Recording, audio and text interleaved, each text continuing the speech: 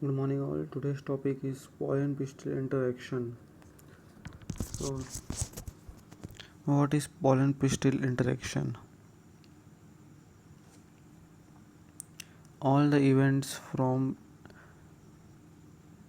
a deposition of pollens on stigma with the pollen tube enters in the ovule called pollen pistil interaction means when the pollen grain comes on the surface of stigma. After that जितने भी process होता है means जब pollen grain stigma के surface पे आता है उसके बाद जितना भी प्रोसेस होता है उसको पॉलन पिस्टल इंटरेक्शन होते हैं. इसमें क्या होते हैं, फर्स्ट प्रोसेस क्या होता है, recognition of capable pollen means pollen यहाँ पे आ तो गया, उसके बाद स्टिग्मा रिकॉग्नाइज करेगी इसको कि ये कैपेबल है कि नहीं है. तब जर्मिनेशन ऑफ पॉलन ग्रेन होगा. अगर पॉलन ग्रेन कैपेबल हो तो जैसे कि हम लोग पढ़े कि पॉलन ग्रेन के दो लेयर होते हैं, फर्स्ट इंटाइन और सेकंड एक्साइन, जो कि एक्साइन स्पोरोपोलिन से बने होते हैं.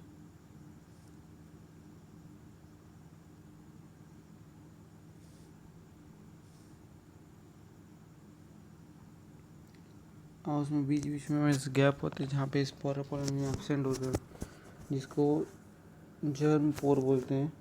तो अगर पॉलन ग्रेन कैपेबल हो तो यहाँ पे से जर्म पोर में से जब पॉलन ग्रेन और ग्रो करेगा तो एक ट्यूब लाइक स्ट्रक्चर डेवलप होगा जिसको जर्मिनेशन बोलते हैं.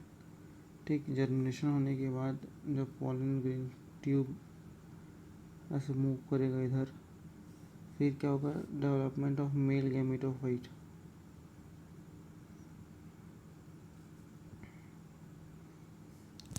तो यहाँ पे देखिए दो सेल होते हैं इसके अंदर, first vegetative cell, second generative cell. Okay, तो जनरेटिव सेल के न्यूक्लियस, दो न्यूक्लियस बन जाते हैं.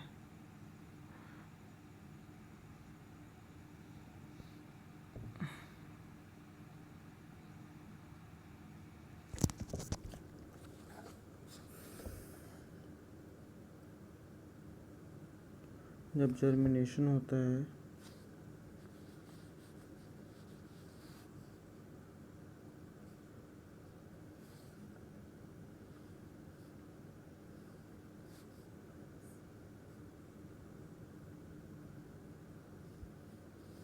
तो वेजिटेटिव सेल से दो न्यूक्लियस बन जाते हैं, फर्स्ट और सेकेंड. ओके, और जो जनरेटिव सेल से दो न्यूक्लियस बन जाते हैं और वेजिटेटिव सेल पूरा न्यूट्रिशन देने के बाद एक स्मॉल अनयूजफुल सब्सटेंस बन जाता है, बस ऐसे वेस्ट टाइप का.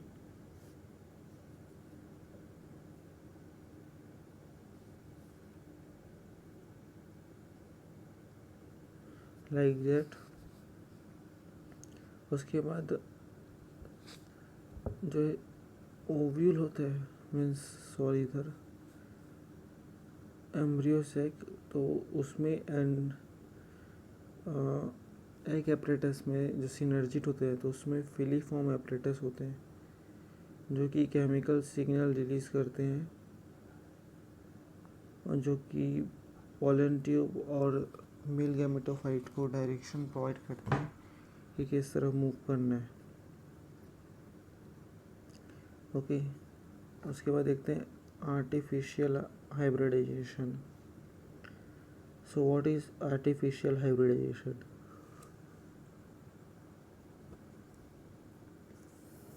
Crossing different varieties of species hybrid individuals with desirable characters of parent plant।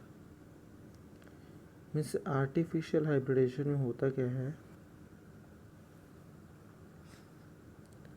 Artificial hybridisation में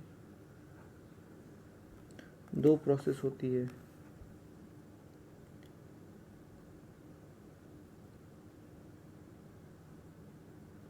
इमैस्कुलेशन एंड बैगिंग। इसमें क्या होता है कि देखते हैं, इसमें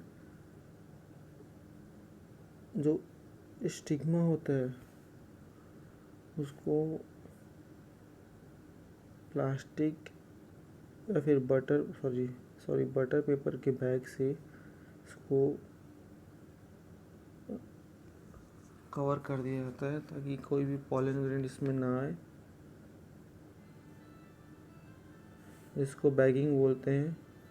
और इमैस्कुलेशन क्या होता है कि अगर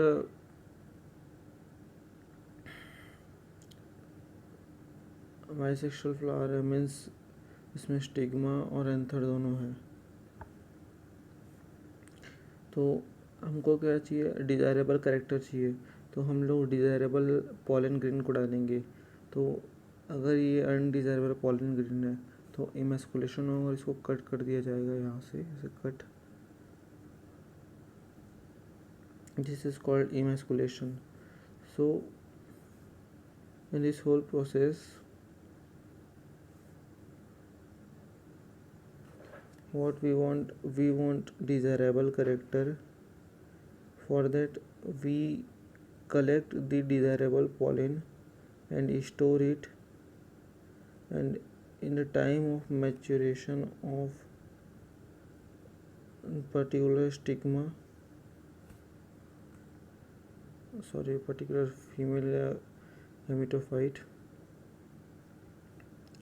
we shed that on it, and after that we rebag it.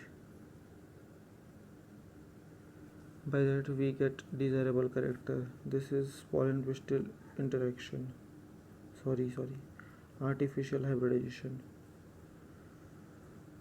After that, let's see what is double fertilization and syngamy.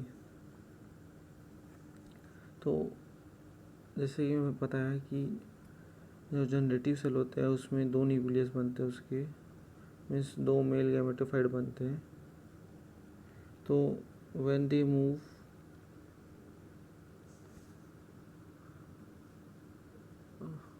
Toward embryo sac,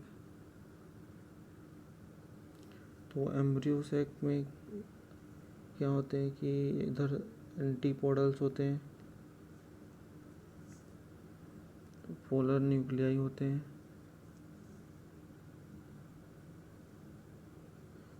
synergid and egg apparatus. So when the first nucleus comes, once जब nucleus इधर आते हैं ऐसे, तो ये जाके synergid को blast कर देता है, मीन्स यहाँ आते हैं और उसके बाद ये रिलीज हो जाते हैं मेल गैमेटोफाइट। तो जो फर्स्ट न्यूक्लियस रहेगा वो जाके एग को फर्टिलाइज कर देगा, जिसको सिनगैमी बोलते हैं। Fertilization of male gametophyte with female gametophyte is called syngamy. After that जो दो न्यूक्लियस पोलर न्यूक्लियस रहते हैं उनके साथ थर्ड न्यूक्लियस जाके फ्यूज हो जाता है, इसको ट्रिपल फ्यूज़न बोलते हैं।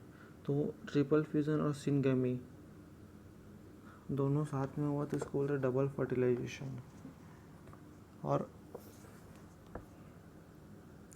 जो फर्स्ट न्यूक्लियस एग के साथ फ्यूज हुआ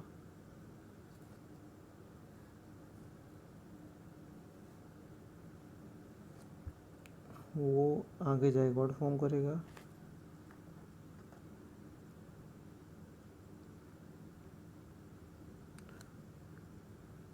और जो second male gametophyte to polar nuclei के साथ जब फ्यूज़ होता है ट्रिपल फ्यूज़न होने के बाद, तो एंडोस्पर्म को फॉर्मेशन करता है वो।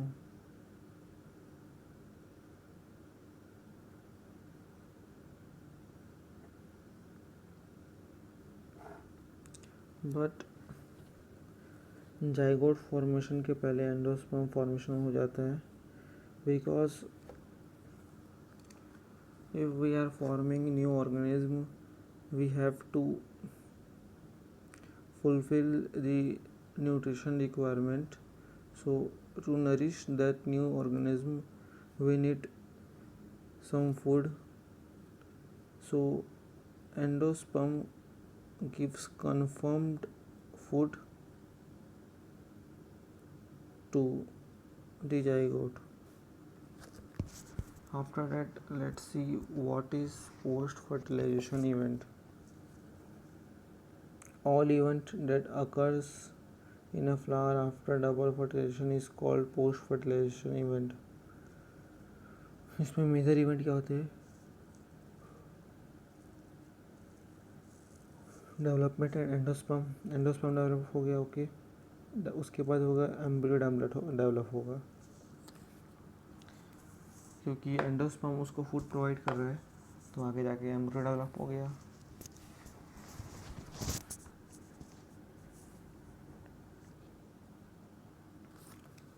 फिर maturation of ovule into seed and ovary into fruit. जो ये फ्लावर होते हैं, तो ये जो ओवरी होता है, तो ये ओवरी डेवलप हो जाता है फ्रूट में, और इसके अंदर जो ओव्यूल रहते हैं वो डेवलप हो जाता है सीड में।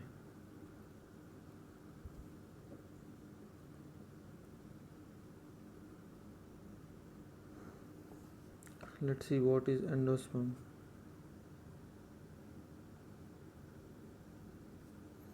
So there are two type of endosperm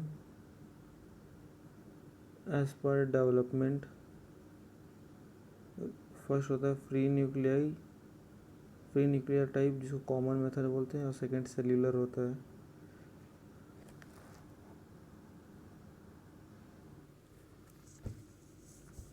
और एक थर्ड टाइप भी होता है, इसका नाम होता है हेलोबियल एंडोस्पर्म।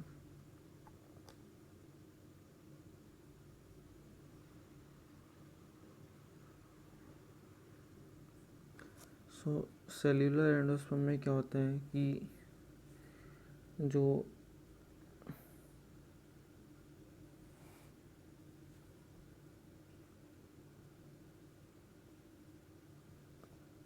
न्यूक्लियर रहते हैं इसके, वो फ्रीली डेवलप होते जाते हैं, डिवीज़न होते जाता है उसका, लाइक दैट। उसके बाद जाके इनके एट लास्ट न्यूक्लियर कवर बनते हैं। फिर सेलुलर में क्या होता है कि जब न्यूक्लियर डिवीज़न हो रहा है इसमें, तो फर्स्ट न्यूक्लियर डिवीज़न के बाद ही उसमें न्यूक्लियर कवर बन जाते हैं, जो कि बिहेव करता है सेल के जैसे। तो ऐसे सब में न्यूक्लियर कवर डेवलप करने लग जाते हैं, इसको बोलते हैं सेल्यूलर। और हेलोबियल में क्या होता है कि दोनों कंडीशन साथ में होते हैं, मीन्स फ्री न्यूक्लियर डेवलपमेंट भी होगा और साथ ही सेल्यूलर भी होगा।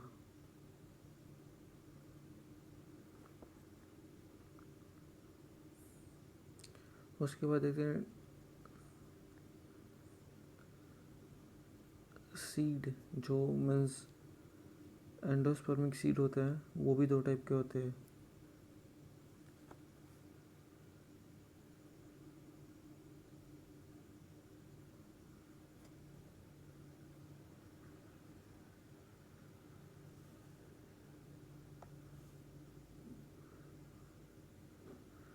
फर्स्ट होता है नॉन एल्बुमिनस, मीन्स जिसमें एंडोस्पर्म होता ही नहीं है, मीन्स पूरा का पूरा एंडोस्पर्म एम्ब्रियो डेवलपमेंट के लिए यूज़ कर लेता है। For example, P. After that, albuminous means जिसमें एंडोस्पर्म होता है, मीन्स डेवलपमेंट के लिए यूज़ तो करता है लेकिन पूरा यूज़ नहीं कर पाता है, जिसको बोलते हैं एल्बुमिनस. Example castor. उसके बाद देखते हैं what is embryo.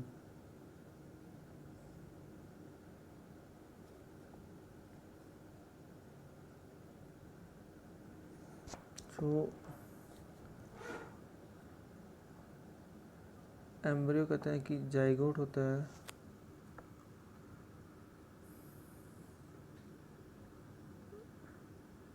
Zygote develop होके बनाता है एम्ब्रियो.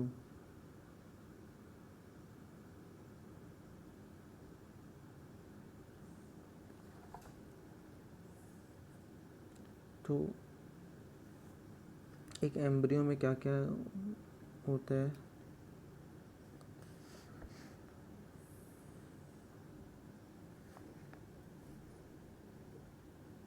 एम्ब्रियल एक्सिस होता है, कॉटलेडन्स होता है, प्लेम्यूल होता है और रेडिकल होता है. Okay.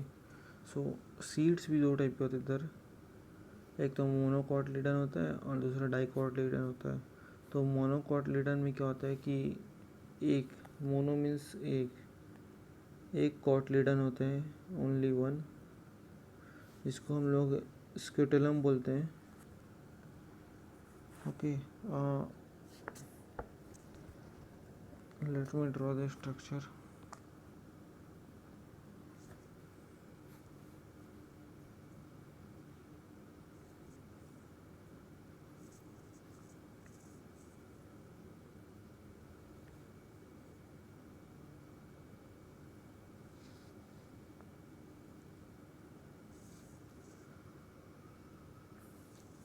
This is the structure of monocotyledon seed.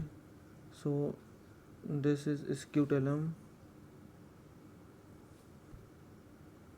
this is coleoptile, here epiblast, radical, root cap, coleiraja, and here a cavity like structure forms like this.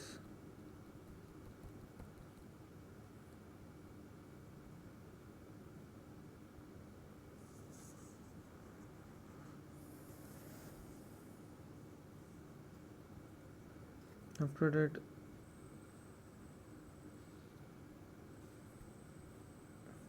let's read it.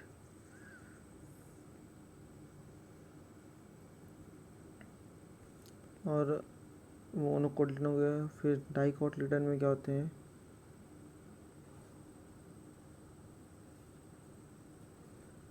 दो cotyledon होते हैं like this.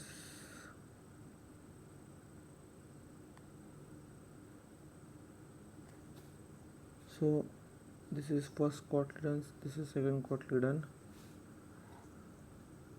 Here the line joining cotyledons is called plumule.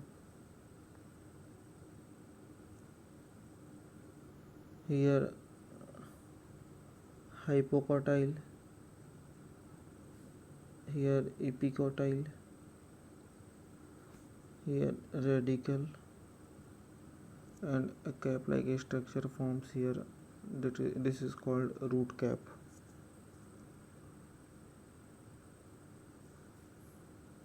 This is the structure of dicotyledon seed.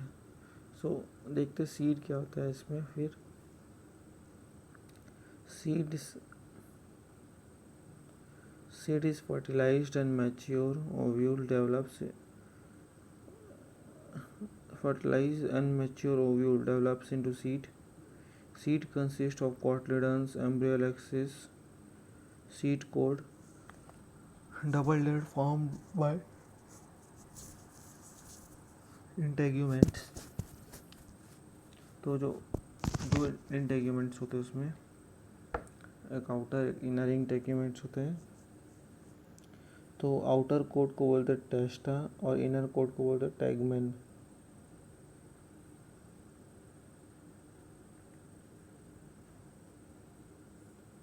फिर जो माइक्रोफाइल opening रहते हैं उसमें क्या होता है कि that have a small opening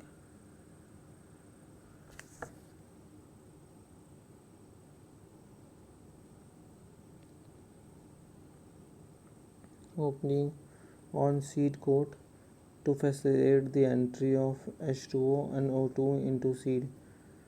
देखो माइक्रोफाइल लीजन में क्या होता है कि इंटेग्यूमेंट एब्सेंट रहता है, लाइक दिस। यहाँ पे इंटेग्यूमेंट एब्सेंट रहता है जो कि वाटर और ऑक्सीजन मीन्स न्यूट्रिशन ट्रांसफ़र करने के लिए हेल्प करता है। फिर हाइलम क्या होता है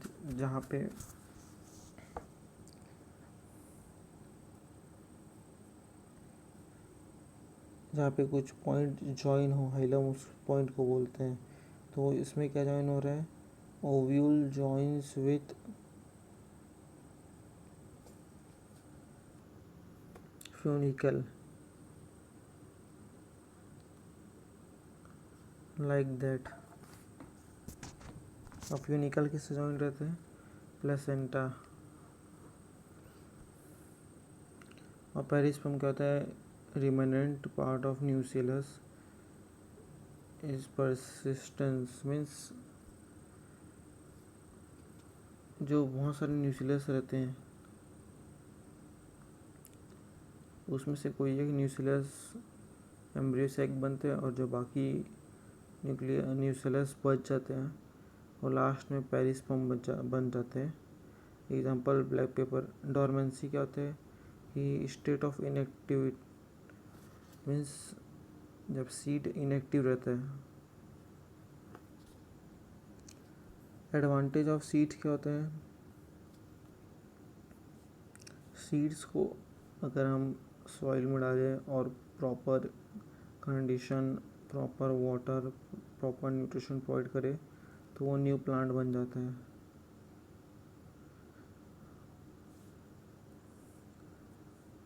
सो seeds reserves the food and nourish seedling. Seed coats protect the young embryo. Seeds of large number of species lives on several years.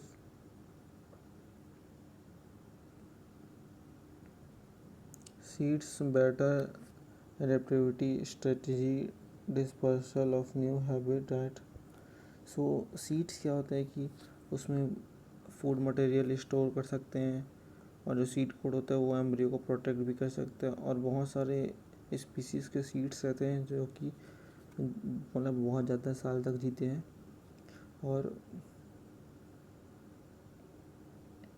जो सीड्स रहते हैं उनका एक स्ट्रेटजी रहता है कि हम लोग यहाँ ग्रो हुए लेकिन हम लोग अपने स्पीसीज़ को स्प्रेड करेंगे वर्ल्ड वाइड। तो वर्ल्ड वाइड स्प्रेड करने में क्या है कि देखिए, अगर एक मैंगो ट्री है तो मैंगो ट्री से हम मैंगो तोड़ के खा लेते तो हमको लगता है कि हम मैंगो तोड़ के खा लिए, पर नहीं, मैंगो ने हमारा इस्तेमाल किया रहता है। इसमें क्या होता है कि हम मैंगो तोड़ के खा तो लेते हैं पर मैंगो को उस पेड़ के पास नहीं फेंकते। मीन्स मैंगो तोड़ लेते हैं फिर दूर जाके कहीं खाते हैं उसको और दूर जाके कहीं फेंक देते हैं। तो इससे क्या हुआ कि कंटिन्यूटी ऑफ लाइफ तो हुआ पर अपने एरिया से उसको भगा के दूसरे एरिया में ले गया और वहाँ पे भी मैंगो ट्री इस्टेब्लिश कर दिया। This is the development strategy of seeds. और मैनकाइंड के लिए क्या रहता है, they are useful as food. और सीड रहते हैं वो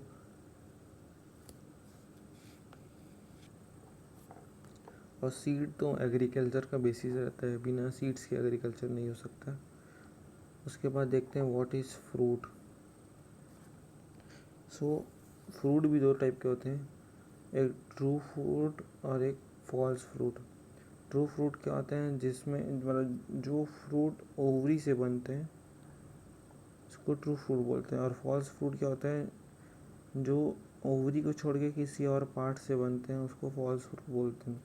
ट्रू फ्रूट्स में हम लोग मतलब उसके और भी टाइप देख सकते हैं, जैसे कि नॉर्मल ग्रोथ तो हो गया, फिर पार्थेनोजेनेसिस मीन्स कि if ovary transform fruit without fertilization means बिना फर्टिलाइजेशन के ओवरी बन जाए तो उसमें क्या बीज नहीं रहेंगे, ठीक, सो सीड्स नहीं रहेंगे, एग्जांपल बनाना। फिर देखते हैं parthenocarpy, so induce with gibberellin and auxin without fertilization. तो इसमें क्या रहता है कि इसमें फर्टिलाइजेशन नहीं होता, उसमें जिबरलाइन और ऑक्सीजन का बस इंजेक्ट करते हैं उसको। उससे क्या होता है कि बिना फर्टिलाइजेशन के फ्रूट में ग्रोथ शो करता है और वो ग्रो हो जाता है। और फॉल्स फ्रूट में क्या होता है कि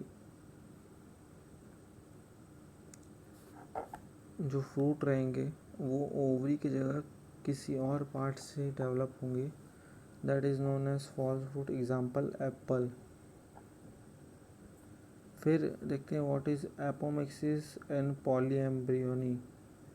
सो जो एपोमिक्सिस और पॉलीएम्ब्रियोनी है, this are also the type of reproduction. Apomixis में क्या होता है, forms of is asexual reproduction minimize the sexual reproduction seed form without fertilization means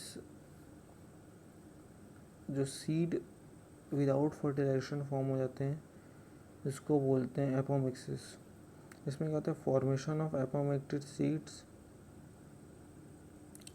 और diploid cell without meiosis means जो न्यूसेलस रहता है, जो कि डिप्लॉयड सेल रहता है, वही सीड का फॉर्मेशन कर देता है। ओके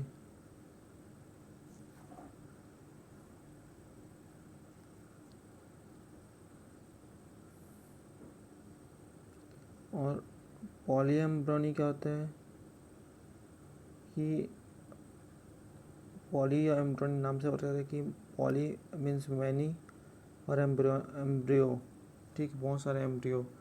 तो इसमें क्या होता है कि जो फीमेल गैमेटोफाइट है वो तो एम्ब्रियो फॉर्म करेगा, पर कुछ कंडीशन में क्या होता है कि न्यूसेलस भी डेवलप कर जाते हैं बहुत सारे, और मोर देन वन एम्ब्रियो का डेवलपमेंट हो जाता है, इसको पॉलीएम्ब्रियोनी कहते हैं।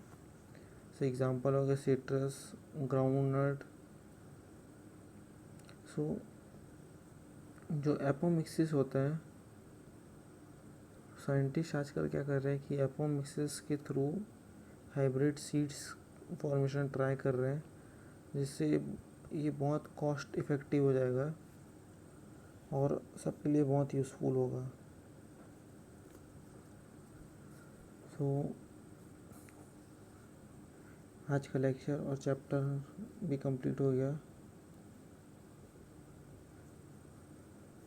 नोट्स के लिए टेलीग्राम चैनल ज्वाइन कर लीजिए, इसमें नोट्स DPP से मिल जाएंगे। So thank you for watching, please like and subscribe my channel.